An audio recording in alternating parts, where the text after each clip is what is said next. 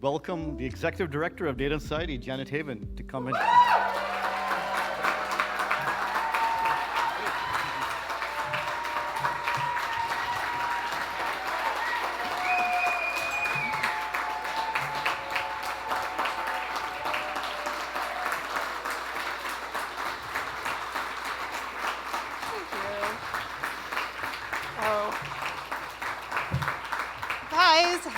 Don't make me cry before the big talk. Really. This is so great. I love seeing this room of people. I love being in community with all of you. This is just wonderful. Thank you all for being here. 10 years ago, I attended the public launch of Data and Society. I wasn't on the stage. I was in the audience. And I found myself listening to those lightning talks. Catherine Bracey, where are you, Catherine? There you are. Talked about data and organizing. Solon Barakas talked about big data's disparate impact. Where are you, Solon? You're in here somewhere. I know I saw you. There you go. And I felt completely galvanized by the vision that I was seeing that night. At that point, I had spent more than 10 years working at the intersection of human rights and technology.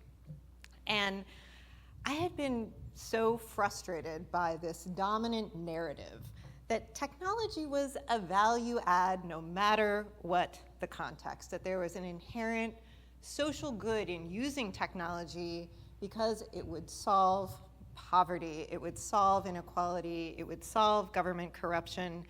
It was a force that could not be challenged. And that was our future, whether we wanted it or not. And then at Data and Society's launch in 2014, I saw this different future. I saw people who were coming together to question that premise, to ask what's really happening here, rather than accepting that tech should decide our future for us. What if we made the values that were underlying that technology visible and then intentionally chose different values? What if grounded knowledge centered the voices and experiences of people who are rarely heard to decision makers? What I was hearing that night was visionary because it allowed for a complicated and a nuanced story about technology and society to emerge. And it also allowed a story to emerge about power and who holds it. So we all, and I really mean all, have traveled a long way together in the past 10 years. It isn't a fringe idea anymore, as we have heard tonight, that data-centric technologies, that AI have real impacts on society, that these impacts can be harmful and racialized, and that they fall disproportionately on marginalized groups. And Data and Society, I am very proud to say, has been a major contributor to changing that narrative. As the AI drumbeat has gotten louder, we have doubled down on social science as a critical input that centers people in AI governance, in standards, in policymaking, using that socio-technical lens that Ranjit talked about. We've ramped up our efforts to translate research into policy as the Biden administration made a push, led by people in this room, there you are, to meaningfully govern AI with people at the center. So today, we have the blueprint for an AI Bill of Rights. We have an executive order on AI. We have rules for how federal agencies evaluate AI systems for rights and safety violations before they are put into use. These are early ideas that we champion that are now, in some cases, enacted policy. And they are real wins. And I think we should take them as wins. Everyone should feel those victories.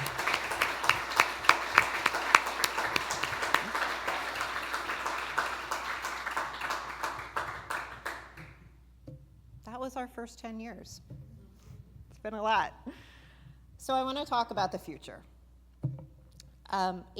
It feels like an understatement to say right now, at the end of September 2024, that we face huge challenges to democracy, to justice, the United States, globally. And we know the stakes of these fights. We need to imagine, given those stakes, what we want our relationship to technology to look like, and how we create the conditions for that to happen. So that's what I want to walk through, 3 ways that we're going to do that at Data and Society. First, this is not going to surprise anyone. We start from research. Our research foregrounds questions about power and justice. We center people who are on the margins. And we prioritize field study over simplistic narratives of technology. And I am very, very happy to announce that our research will be led as we move into our next decade by our next Director of Research, Dr. Alice Marwick. Alice, right back there.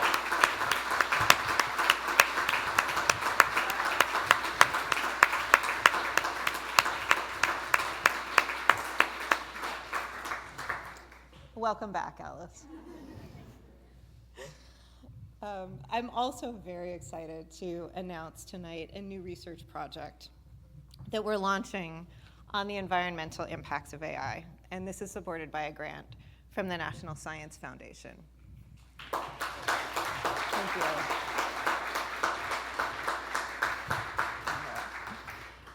So this isn't a project to, for instance, study the energy consumption of data centers, and that's an important issue. But we'll be working on an equally important issue: how the communities who live around data centers are impacted by resource-intensive computing, and what that means for how we measure and ultimately govern the environmental impacts of AI. This is exactly the kind of urgent research that we need to do to shift power towards the people who have not had a voice. So the second thing that I want to talk about that we need to do is that we need to build political power, both as an organization and as a field. We have done a great job over the past 10 years of building our research heft and policy depth. Our next challenge is to strengthen and wield our power. It is not enough to simply inform policymakers. We've seen that over and over again. We need to better use the levers of power to push for a future in which technology is being governed in the public interest. And to do that, third, and I really want to call back to our speakers, particularly Zara and Michelle, to do that, we need to broaden the field of people and groups who see technology's impact on society as their issue, not a separate topic for, love you all, STS scholars and tech policy wonks. Okay, we need more people in this fight. It has to be an interconnected and intersectional fight. We need to work with movements for democracy. We need to work with groups who also see ungoverned technology as a threat to their rights and their freedoms. We need to work with workers and unions who are seeing the impacts of these systems on their lives every single day. Partnership is going to be critical for our next decade. So my ask for all of you is that every single one of us here tonight is going to play a role in this work over the next decade. You may be producing insightful research, many of you are. You may be helping to sustain our work. You may be shaping the advocacy that we need to do or organizing within your own communities, but we are all needed. And I believe that when we gather again in 10 years, that we will have wins that are worth celebrating. Thanks, everyone.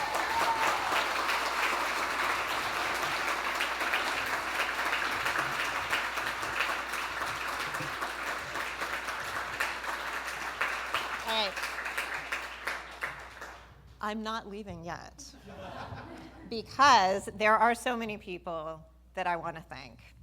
I'm going to run through this quickly, but just know that I wish I could. I mean, if I said it all, it would take another hour. I want to thank our speakers tonight. They have all been fantastic. Thank you. Thank you all. I want to thank our staff, the staff at Data and Society who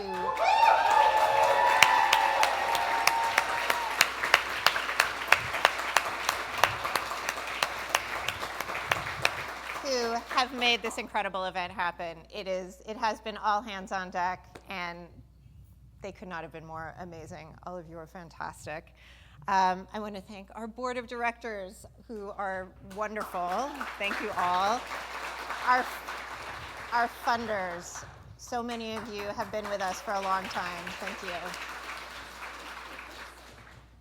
And of course, Dana Boyd, my longtime friend and collaborator. Love you. And I want to thank all of you who are here in person, all of you who have joined us online. So many of you are part of this network, have been part of this network over the past 10 years as fellows, researchers, affiliates, advisors, staff from across the past 10 years. It means so much that all of you are here. Thank you for joining us.